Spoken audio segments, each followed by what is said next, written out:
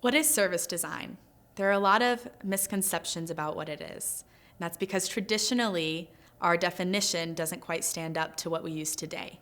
Traditionally, goods are tangible, consumable things like pens, while services are intangible and can't be consumed, like the postal service or a massage. Today, that isn't quite true. There's no clear distinction. Rather, everything we make exists on a continuum, goods on one side, services on another. Now, designing a service is not the same thing as service design. Designing a service is us creating that customer journey, that end-to-end of what the user experiences. Service design is us understanding what we as employees have to do in order to then produce that customer journey.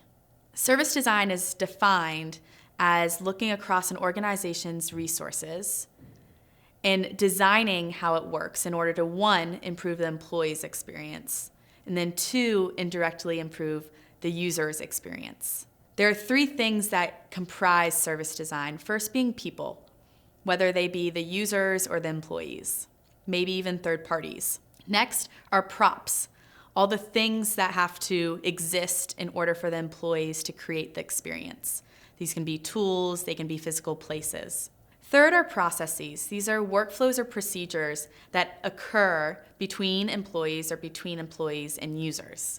My favorite example of service design is thinking about going to the theater.